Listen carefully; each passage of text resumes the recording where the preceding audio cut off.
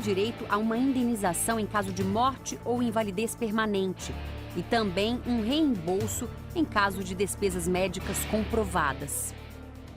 Alice é advogada e prima de uma das vítimas. Ela pretende entrar na justiça com um pedido de indenização e dá um conselho às famílias dos estudantes que sobreviveram. As pessoas que sofreram apenas o acidente, não foram vítimas fatais. É muito importante guardar as notas dos gastos que estão tendo.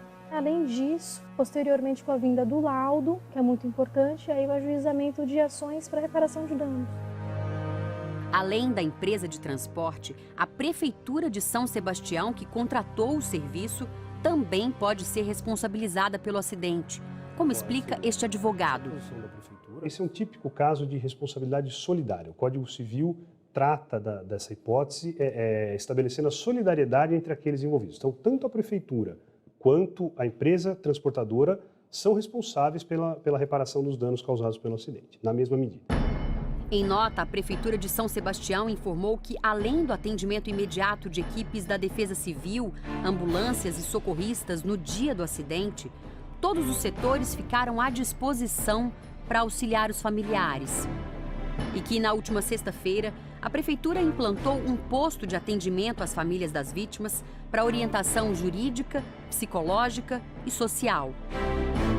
Os primeiros resultados da perícia devem sair em 20 dias. Até lá, as famílias continuam na luta em busca de consolo, ajuda e justiça. No Brasil funciona desse jeito. Só depois que morre alguém que eles tentam resolver os problemas. Sempre funcionou assim. Espero que esse acidente não tenha sido em vão.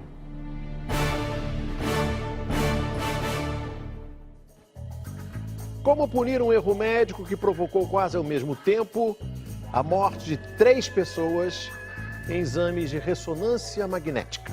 3 anos depois, a Justiça decidiu pela condenação de médicos e enfermeiros, mas a pena aplicada revoltou as famílias das vítimas.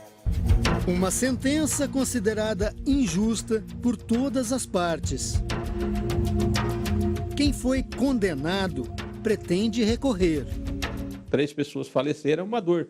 Só que eles têm que não participaram não tinham como prever, não tinha vontade de acontecer. As famílias das vítimas não se conformam com as mortes que poderiam ter sido evitadas e com uma pena considerada por eles como branda demais. Estamos recorrendo. Muito ameno. Eles não mataram uma pessoa, mataram uma, depois, logo em seguida, mataram outra, alguns minutos depois, mataram outra. Pedro tinha 36 anos e trabalhava com o pai numa imobiliária em Campinas, no interior de São Paulo. O meu filho fez faculdade de administração em São Paulo, Nova de Machado, estudou na Universidade da Califórnia, fez curso em Berkeley, fez curso na França, fez MBA na Getúlio Vargas. Ele estava muito preparado, trabalhou em várias multinacionais, inclusive algumas a convite. Pediu demissão para vir ficar no meu lugar. Seu Pedro hoje trabalha sozinho. O filho dele morreu 3 anos atrás, durante um exame médico. Ele foi fazer esse exame, que é o exame de rotina, como, usando assim, um exemplo chulo, como tirar uma foto. Né? E lá trocaram, deixaram lá um veneno junto com os contrastes e, em vez de injetar os contrastes, injetaram o veneno. Dona Neuza ainda chora a perda da filha, Maíra, que tinha 25 anos. Ela que resolvia tudo. Ela era que dirigia toda a nossa família. Ela era a única que estudou. Então ela tinha feito faculdade e tudo, então ela sabia, era muito inteligente. Então tudo dependia dela, tudo. Maíra morreu alguns minutos depois de Pedro, no mesmo dia, na mesma clínica, no mesmo hospital. Ela foi a terceira. Assim, quando foi o primeiro, eles deveriam ter parado tudo. Ele não era para esperar. Maíra deixou uma filha, Gabriela, que agora é criada pela avó e que ainda não superou a perda da mãe. Nem na escola, no Dia das Mães, nós não fomos. Fomos porque a noite inteirinha ela tinha chorado. A terceira vítima foi Manuel Pereira de Souza, de 36 anos.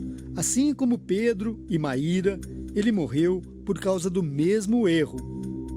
As mortes aconteceram durante um procedimento relativamente comum para milhões de brasileiros, um exame de ressonância magnética. Normalmente, antes deste exame, é injetado soro fisiológico na corrente sanguínea dos pacientes.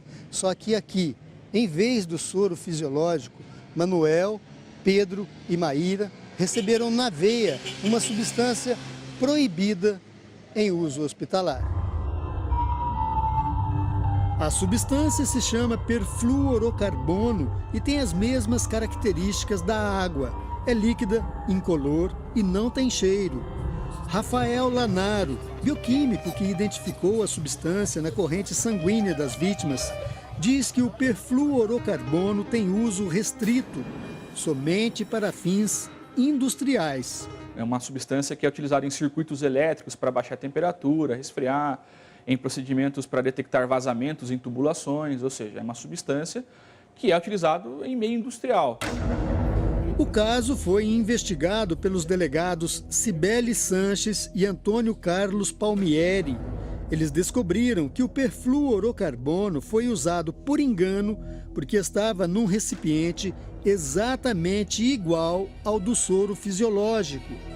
Durante a ressonância magnética, o soro fisiológico é injetado para facilitar a circulação do contraste, que melhora a qualidade da imagem e ajuda a diagnosticar com maior eficiência eventuais doenças ou lesões. No caso dos 3 pacientes, no lugar do soro fisiológico, foram injetados 10 miligramas de perfluorocarbono. O efeito foi devastador, como mostra esse experimento feito por Rafael Lanaro. Primeiro, ele coloca algumas gotas de soro fisiológico numa amostra de sangue e nada acontece. Depois, ele repete a experiência, agora usando o perfluorocarbono. O sangue não se mistura com a substância e quando o tubo é agitado, várias bolhas se formam. Essas bolhas são gases que são liberados. Então essas bolhas na corrente circulatória, que você tem pressão, temperatura do corpo, isso começa a levar essas microbolhas e isso leva ao quadro de embolia gasosa, né? Então é um evento fatal e irreversível nesse caso. Na época, a causa das mortes se tornou um grande mistério, tanto que a vigilância sanitária chegou a interditar lotes dos produtos usados pelos pacientes que morreram. O diretor do Hospital Vera Cruz gravou, na época, uma entrevista falando sobre o caso.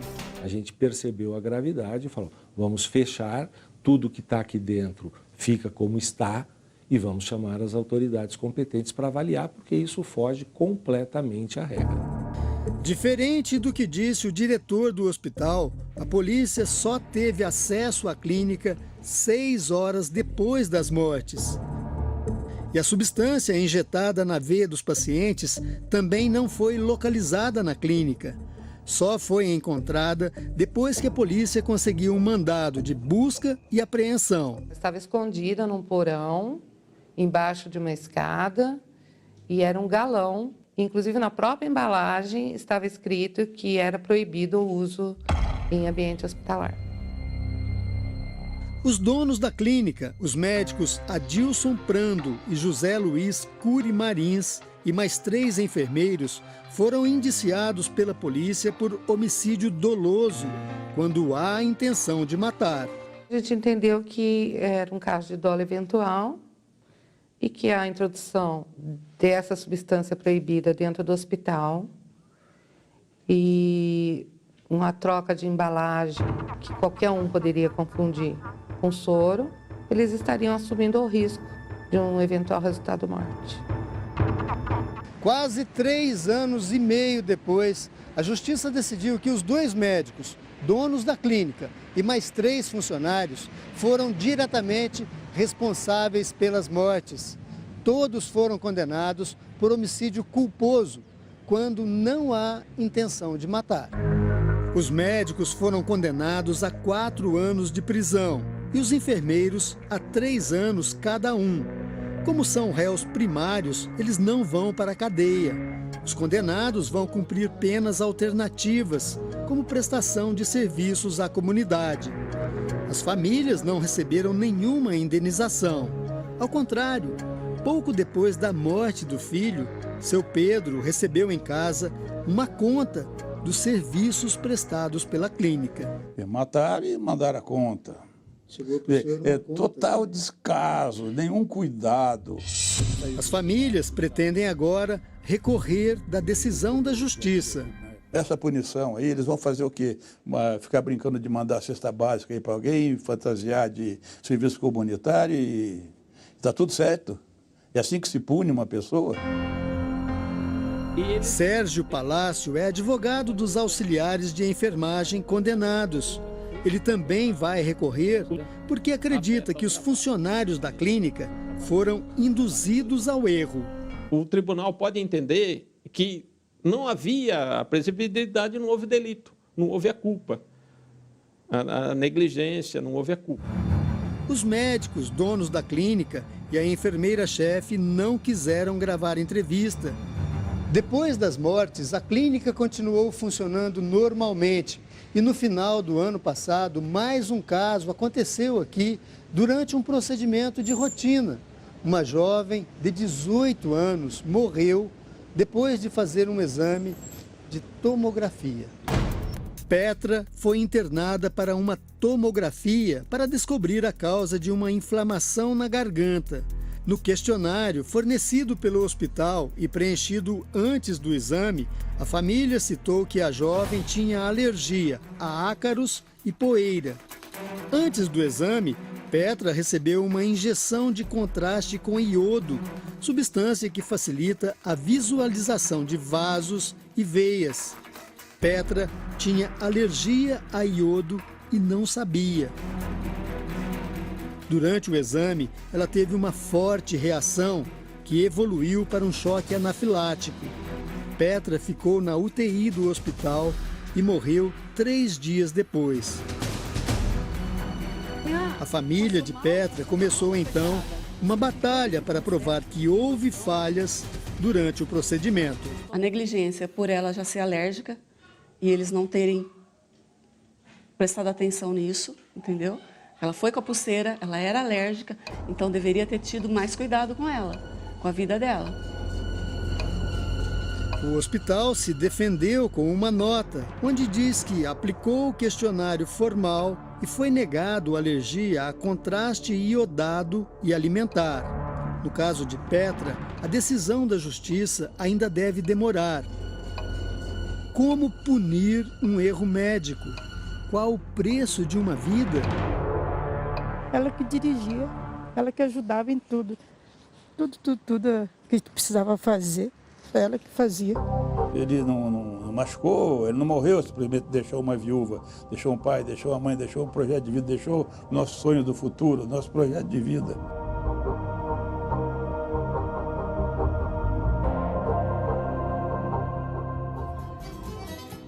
Com o frio que faz em boa parte do Brasil, vem aquela vontade extra de comer. Tudo a ver, claro, com as festas mais apetitosas do ano, as festas juninas. Adoro. Doces, salgados e bebidas para todos os gostos. Bom, tudo muito delicioso, mas muito calórico. Será que dá para aproveitar sem culpa? Veja em Mitos e Verdades da Alimentação.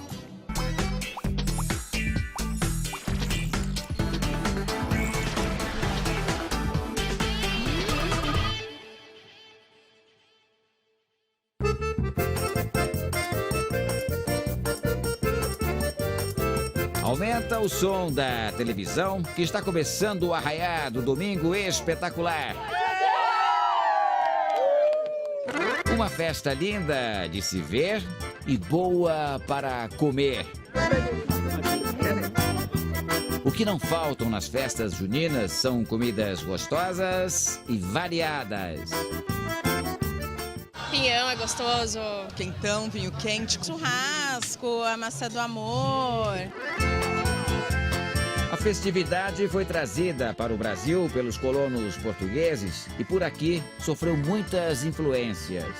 A gente também tem um elemento muito importante na festa junina, que são as quadrilhas. A corte portuguesa queria imitar os hábitos franceses, né? Trouxe isso para o Brasil e aos poucos a quadrilha foi sendo incorporada às festas juninas e se misturando também às danças nativas, às danças indígenas.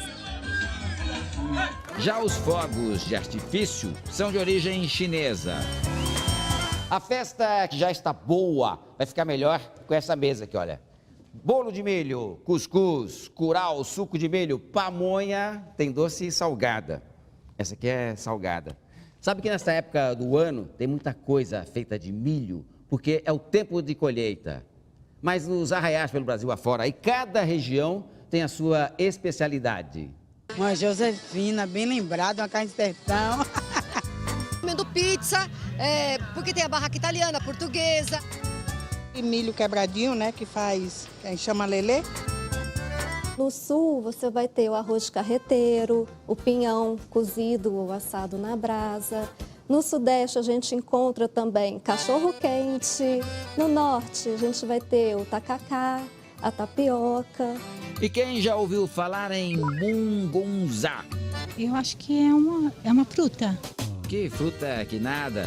Já já a gente conta mais sobre as diferenças de nomes e comidas típicas de cada região do país. Tudo muito bom, mas não dá para negar. São alimentos calóricos. A gente dá uma folga para dieta só nesse dia, aí amanhã, depois a gente volta para dieta. A maioria delas elas são calóricas principalmente na função do milho e do amendoim. E todos eles acompanham o açúcar.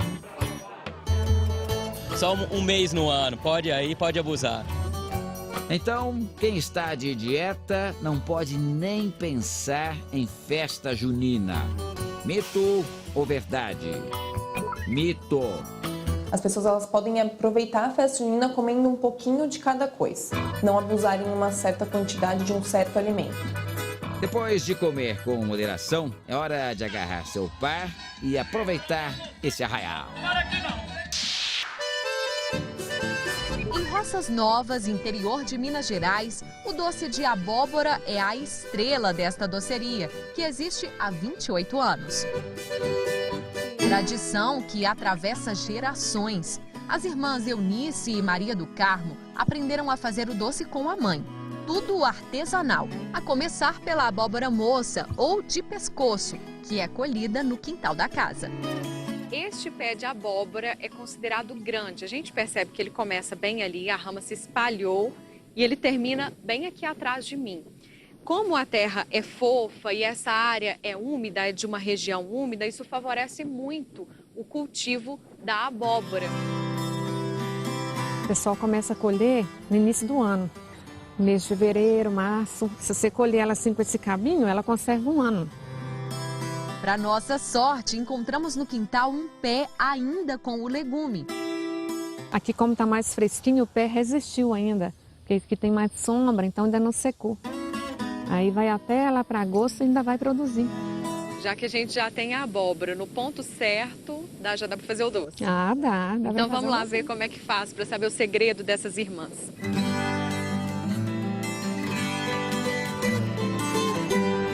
Ao ir ao fogo, a abóbora ganha a companhia do açúcar.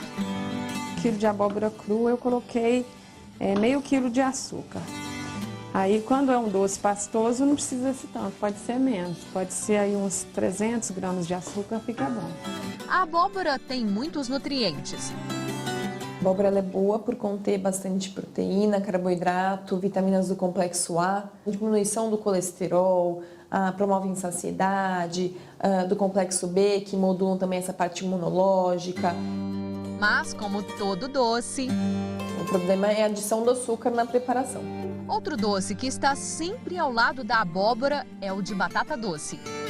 A batata doce é um carboidrato de baixo índice glicêmico, então traz consigo bastante carboidrato, mas carboidratos bons, que são lentamente absorvidos no nosso corpo, e fibra. O doce mantém as propriedades da batata. O problema é a diferença entre o caseiro e o industrializado. Nos industrializados temos adição de mais açúcar pelo tempo de durabilidade. O açúcar ele mantém o doce com durabilidade maior e adição de conservante. Por isso, a preferência é sempre pelo doce caseiro. Mas esse é um pouco mais saudável que o doce que a gente mesma faz. A gente não põe conservante, a gente não põe corante. Aí é só aproveitar. Com o gostinho da abóbora e gostinho de festa junina, né?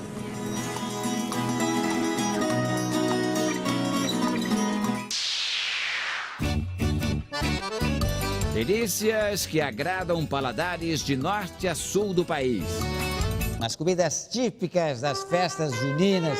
Cara, ô Samuquinha, para com essa corneta aí, com esse trompete. Vem trabalhar. Eita, Duran, tudo bom? Samuquinha, o repórter mais arretado que a Paraíba já mandou pra gente aqui em São Paulo, viu? Rapaz, eu não poderia deixar de vir não, porque olha a mesa, essas comidas típicas do nosso mês junino é muito bom, viu? Tem de tudo um pouco. Vou começar para te oferecer aqui um curau. Olha que delícia esse curau. É de milho, é um creme de milho. Não, isso aí é é uma delícia. canjica, Que Duran. canjica? Creme de milho curau. Então, canjica. Canjica? Isso é canjica, lá no Nordeste é canjica. Fala que lá que é canjica? Não, isso aqui é munguzá. Calma, calma. Vamos explicar isso direito. O curau é um prato que leva creme de milho verde, leite, açúcar e canela. No Nordeste é conhecido como canjica. Já a canjica, no Sul e Sudeste, é um doce feito à base de milho branco, que no Nordeste se chama munguzá. Ufa, complicada, hein, Samuquinha? Melhor tentarmos outro prato. Vou te oferecer aqui um cuscuz. Olha que comida completíssima. Isso é o quê? Cuscuz. Como é? Cuscuz. Duran, delícia. Isso parece, sei lá, uma torta salgada recheada. Isso é o cuscuz aqui de vocês? É o cuscuz paulista? Cuscuz original é esse aqui. O cuscuz nordestino é bem fácil de fazer. Leva só água, sal e farinha de milho. Já o cuscuz paulista, além da farinha de milho, legumes, ovos e sardinha. Agora, qual será o mais gostoso? Então, bora provar. Muito bom. Bom também esse aqui. E para encerrar, uma sobremesa. Vamos pegar um pé de moleque então para não ter discussão aqui, tá bom? Olha que delícia. Peraí. Esse aqui é o pé de moleque. Sabe o que eu chamo isso no Nordeste? Apesar de não ter coco, a gente chama de cocada de amendoim. Cocada pelo formato, que é quadrado. E amendoim, porque tem amendoim. No Nordeste, pé de moleque é esse bolo aqui, ó, que tem castanha de caju, vai também mandioca na composição. Pé de moleque ou cocada, o importante é que está tudo uma delícia. A araucária é a árvore símbolo do Paraná. E é dela que vem mais uma delícia das festas juninas, o pinhão. Pinhão na chapa, cozido, é muito bom. O pinhão é a semente comestível do fruto da araucária, a pinha. Ele é consumido desde a pré-história. Hoje a árvore corre risco de extinção. Colher a pinha não é nada fácil. Lauro cultiva a semente e alerta para os perigos. Tinha de pinheiro que está mais de 50 metros, né? E daí se cai de lá de cima, né? É fatal, né? O ideal é usar um bambu ou esperar a pinha cair sozinha. O esforço vale a pena. Aqui em Curitiba, o sucesso é tão grande que esse alimento foi incluído em diversos pratos.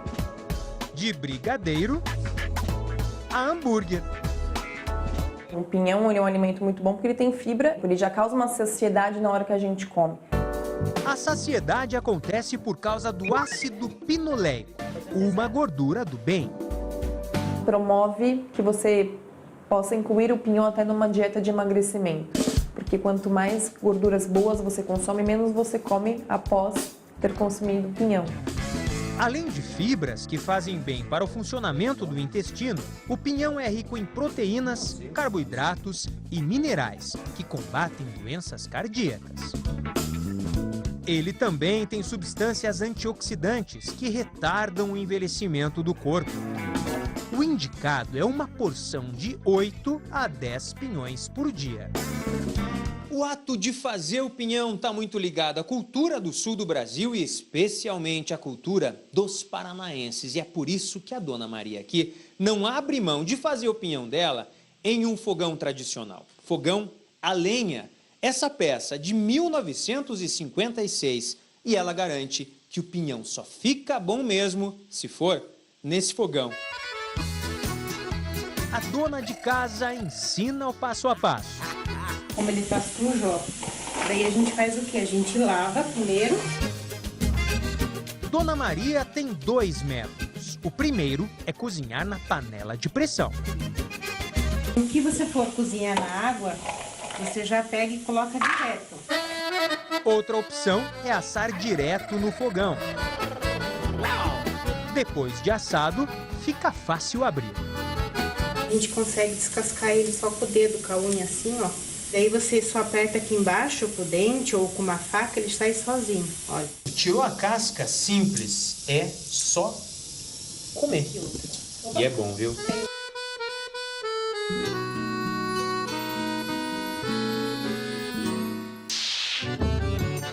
Festa junina é igual final de semana. Não combina nada com dieta.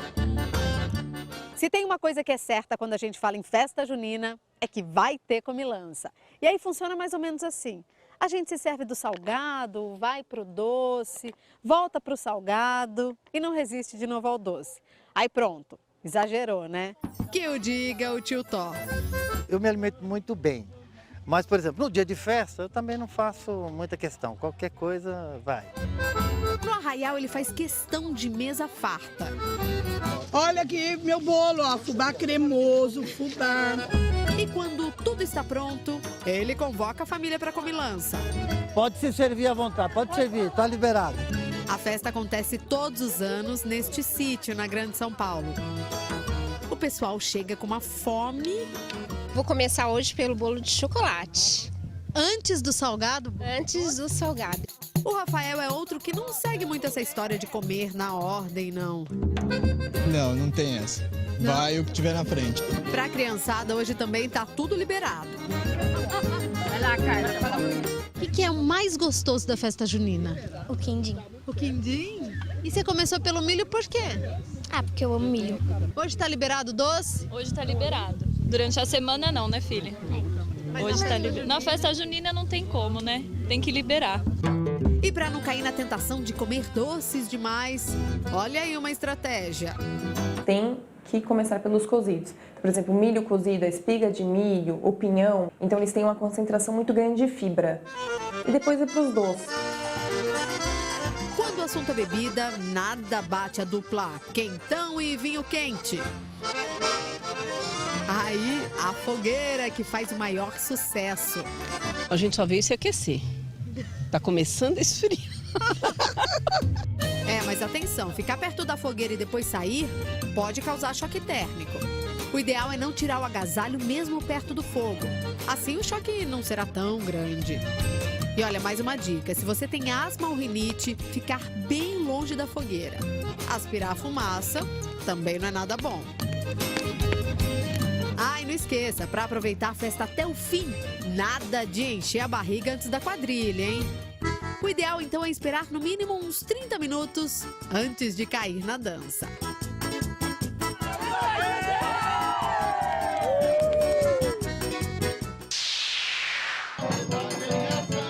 Mês de junho é tempo de festa. E o repórter Arnaldo Duran encontrou um trio pra lá de animado.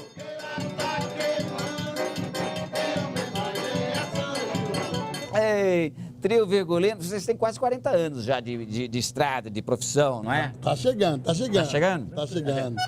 Adelmo, Enoque e Roberto. Vocês três vieram do Nordeste mesmo, Roberto, Enoque, Adelmo? Eu vim primeiro em 75, Depois chegou o Roberto, chegou o Enoque.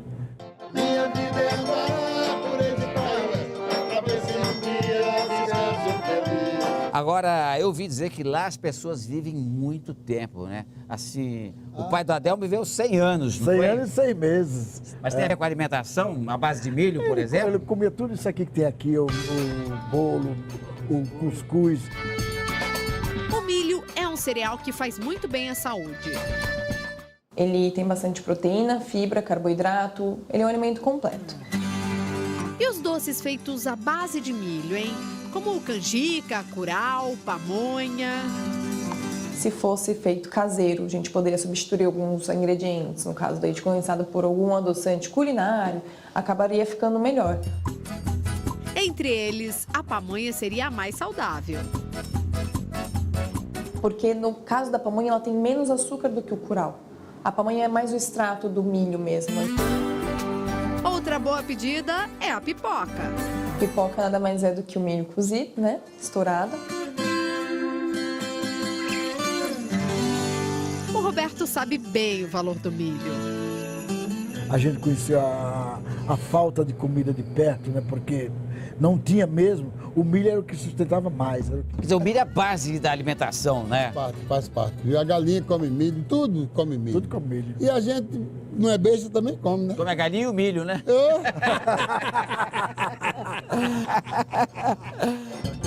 Meu amor, pula fogueira, iaiá, pula fogueira, iaiá.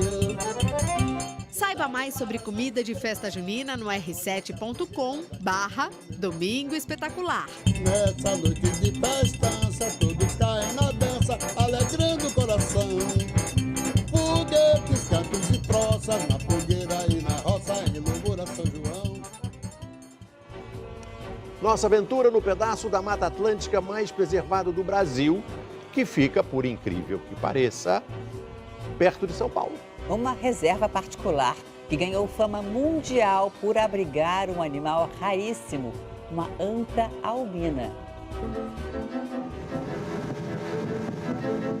Um paraíso verde. Fonte de água pura e abundante. Abrigo de plantas e de animais ameaçados de extinção. A costa do Brasil era assim há 516 anos, quando os portugueses chegaram. Difícil é acreditar que tudo isso fica a apenas 150 quilômetros da Selva de Pedra. A 2 horas de carro do centro de São Paulo, a maior metrópole brasileira. Estamos no Legado das Águas. A maior reserva privada do Brasil tem 31 mil hectares de floresta. Uma área equivalente à cidade de Curitiba. É nesse refúgio que vamos atrás de um animal raro, a anta albina. A anta é o maior mamífero terrestre da América do Sul. Normalmente ela é escura, mas a falta de pigmentação na pele permite que alguns desses animais sejam brancos. O primeiro registro fotográfico de uma anta albina em ambiente natural foi feito aqui na reserva. Até hoje, não é fácil encontrá-la. Antes, vamos falar da reserva. Ela foi criada na década de 50 por uma indústria de alumínio. O administrador Davi Canassa explica que toda a bacia hidrográfica do local foi preservada. A mesma coisa vale para a vegetação. Os cientistas que desde 2012 nos acompanham aqui verificaram que tanto na parte de fauna como de flora, nós temos talvez aqui o remanescente mais bem preservado de Mata Atlântica do país. A ideia original da reserva é aproveitar as águas do rio Juquiá para gerar energia e abastecer a produção do metal. Para isso, foi preciso construir 7 usinas hidrelétricas. Em breve, a reserva vai ser aberta ao público. Os rios e as cachoeiras serão uma atração à parte. Hora de entrar na mata e agora nós vamos caminhar durante cerca de 30 ou 40 minutos. Depende do ritmo da caminhada. E o nosso objetivo é chegar a uma bela cachoeira que tem aqui. Andar por trilhas requer muito cuidado. Nós usamos essas perneiras, espécie de caneleiras para proteger contra as picadas de cobras. Por aqui, há espécies venenosas como a jararaca e a coral verdadeira. Mas os animais peçonhentos não são o único risco. Por exemplo, isso aqui, ó, é um pé de xaxim. Tem espinho na base, não pode pôr a mão e tomar cuidado nas descidas, porque escorrega.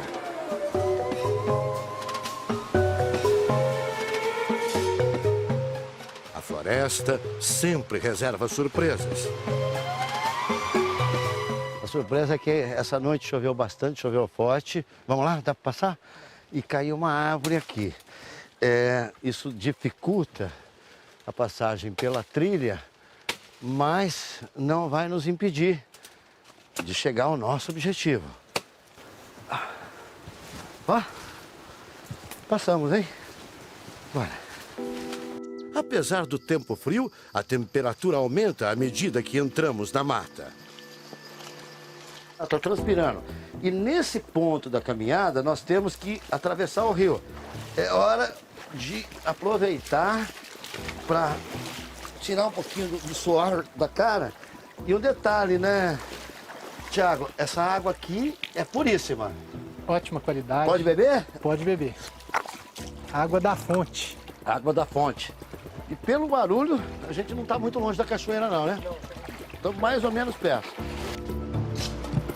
40 minutos de caminhada e somos contemplados com um barulho revelador. Ali, no meio da mata fechada, está a Cachoeira do Dezembro. Os locais aqui chamam de do Dezembro. Ninguém soube explicar o porquê. Isso aqui é energia pura, a energia das águas. E olhando para essa cachoeira, a Cachoeira do Dezembro, a gente entende porque essa grande reserva, que o nome dela é Legado das Águas. A água aqui é a vida da Mata Atlântica.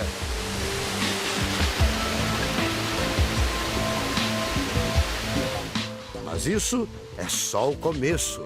Ainda falta ela, a anta albina. Imagine a dificuldade de achar o animal numa reserva tão grande como essa. É o que vamos ver e mostrar depois do intervalo.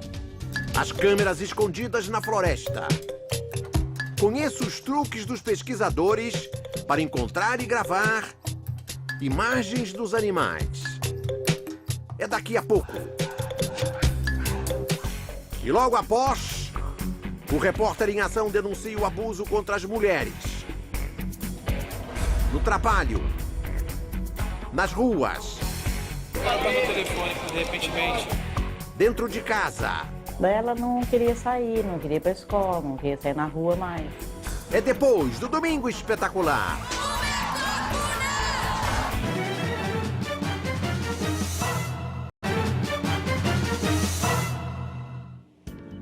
Avistar e gravar imagens de animais na natureza não é nada fácil. Você vai conhecer os truques dos biólogos para fazer isso. O cenário é um pedaço da Mata Atlântica totalmente preservado. Uma floresta que permanece como nos tempos do descobrimento.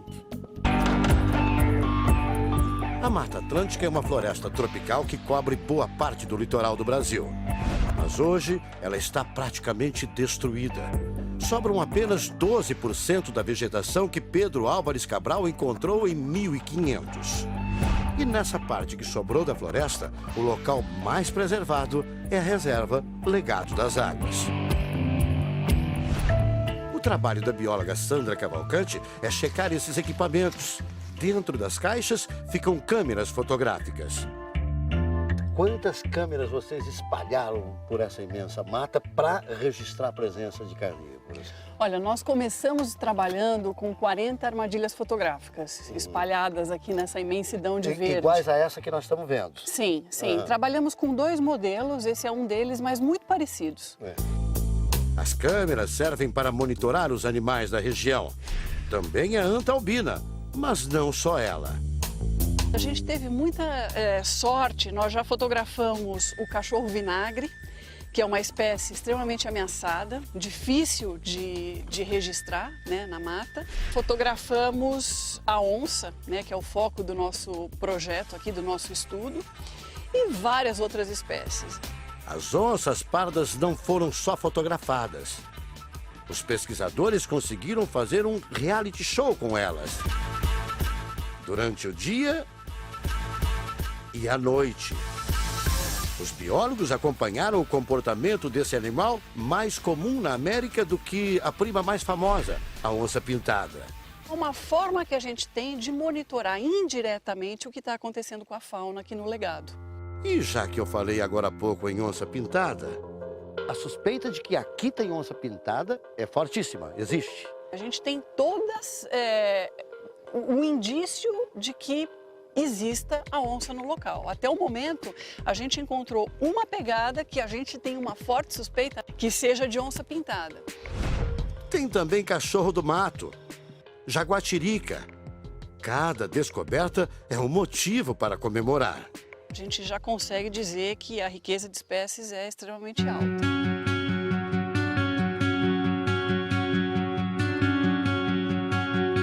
Monitorar os bichos é importante para saber se o meio ambiente é ou não bem preservado.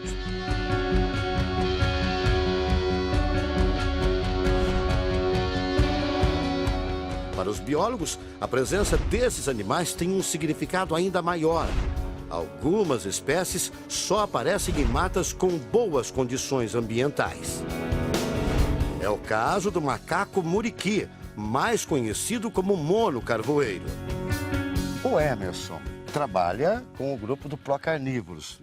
Procura todo tipo de carnívoro, né? Isso, o cachorro do cachorro mar, vinagre, cachorro vinagre, onça, irara, jaguatirica, tudo irara. que é mas é claro que eles, estando no meio do mato, acabam encontrando outras espécies de animais. E ele estava no mato atrás de onça. Atrás de onça. O que ele encontrou? O mono carvoeiro, que é os muriquis. Muriquis. Dificílimo de filmar. Eu nunca tinha visto. Era um bando? Um bando. O muriqui é o maior primata das Américas. Pode medir até 1,5 metros. A população desses animais na Mata Atlântica é de apenas 3.000 macacos. Número muito pequeno se comparado aos mais de 400.000 que chegaram a habitar a floresta brasileira. Não precisamos andar muito para ver que a riqueza da fauna desse lugar é realmente enorme. A vida silvestre anda solta e aproveita tanta liberdade. Com tantos bichos por perto, nós só podemos estar na pista certa, tanta albino.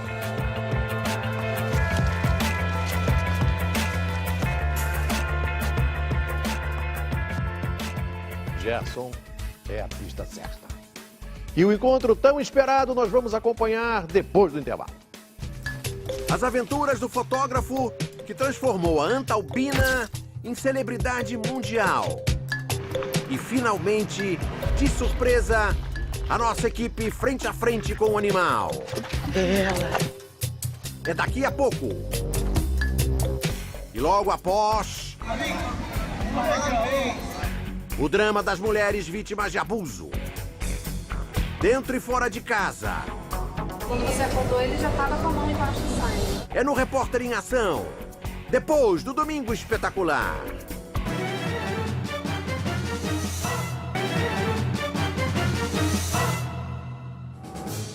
Um animal grande, totalmente branco, virou lenda de uma reserva de Mata Atlântica.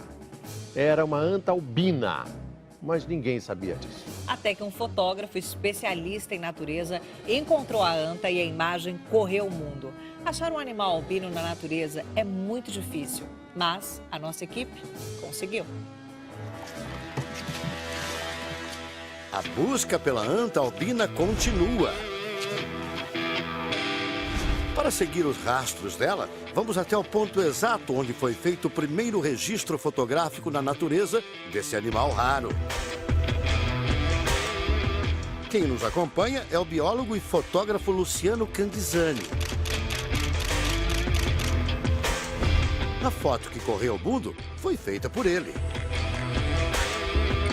Eu tô vendo que tem um apetrecho seu ali no caminho. E é uma armadilha fotográfica. Isso, essa é uma armadilha fotográfica que leva a minha própria câmera profissional, como se eu estivesse ali. A armadilha fotográfica tem sensores infravermelhos que disparam os flashes da câmera quando alguma coisa passa em frente. Aqui outro ponto de flash, aqui mais um ponto de flash, tem um outro sensor aqui do lado, tá armado o esquema dele, o animal vem pela trilha, faz esse caminho. Exatamente. Quando ele chega aqui, nos sensores, sem perceber, olha aí, ó, o disparou sistema. 2, 3, 4 flashes. 4 vezes. Quer dizer, nós somos fotografados agora. 4 vezes. Os 4 flashes têm uma importância especial.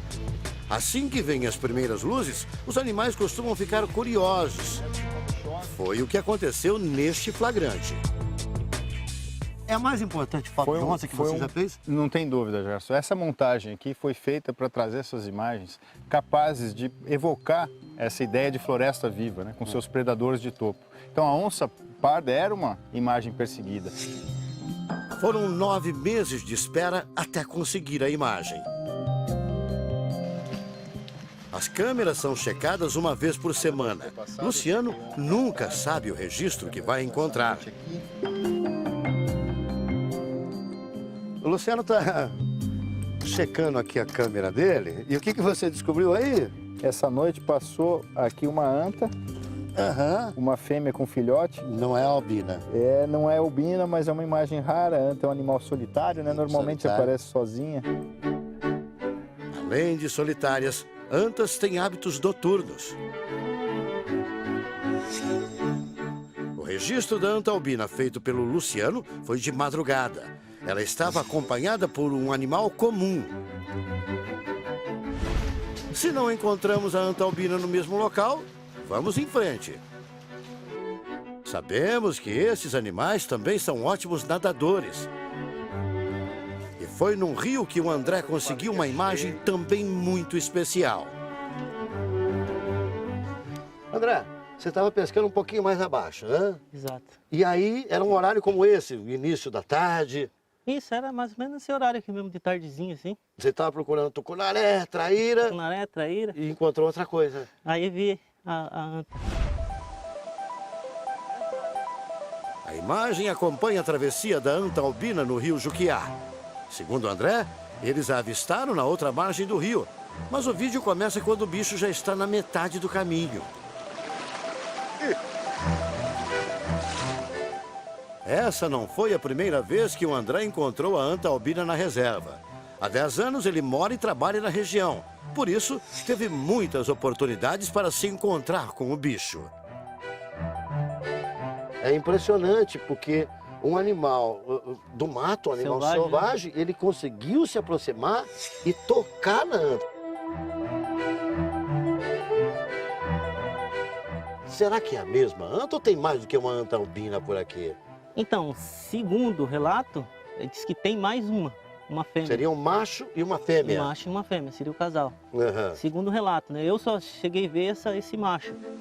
Uma anta albina é um fenômeno tão raro que é pouco provável existirem 2 no mesmo lugar. Entre os moradores da região, o que não falta são histórias desse animal. Algumas delas com um pé no sobrenatural. Quando ela surgiu pela primeira vez, havia uma conversa aqui que seria assombração, é verdade? Então, eu ouvi falar muito disso aí, disse que era um fantasma aqui da região. A fama de assombração ganhou força por causa da cor branca, mas também pela raridade e pelos hábitos noturnos. Quem via de relance uma anta albina no meio do mato tomava um belo susto. Essa lenda de que a anta branca, a anta albina seria uma assombração, acabou quando? Acabou quando vieram os registros, né? A turma começou a ver, ela começou a aparecer. Hoje todo mundo tem uma máquina fotográfica no celular, tiraram foto, registraram. Aí o povo sossegou, não é fantasma, não é assombração. Aí acabou o mistério. Acabou o mistério. Anoitece no Legado das Águas. Seguimos pela estrada. Primeiro de carro. Depois, a pé. Andamos por quase 3 horas. No meio da escuridão, avistamos 2 pontos de luz. São os olhos de um cachorro do mato. O bicho parece desconfiado, se aproxima, fareja, mas logo vai embora. Somos avisados que acabaram de avistar a anta albina perto da estrada. E chegou alguém dizendo que viu a anta no caminho. E nós saímos correndo. Dizem que ela está por aqui. Vamos tentar localizar. É a albina.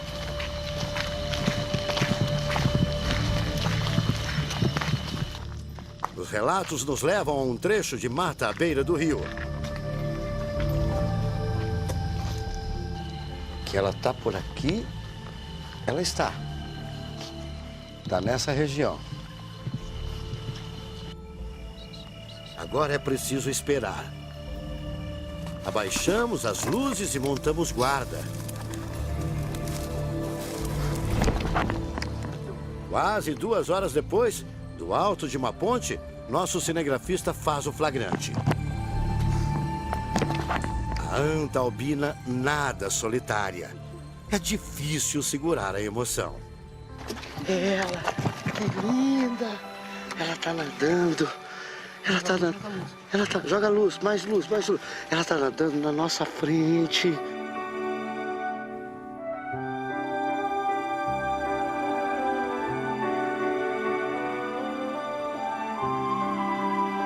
A espera foi recompensada. A anta albina que encontramos no Legado das Águas dá um show à parte. Agora ela vai atravessar o rio. Nada com destreza.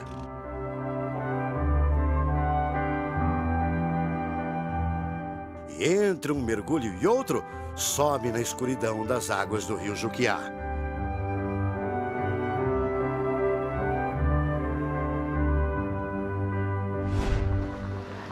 Pegamos a estrada de volta ao alojamento. Nossa expedição cumpriu a promessa. Livre, num recanto preservado, vive uma espécie que poucas pessoas do mundo tiveram a oportunidade de ver de perto.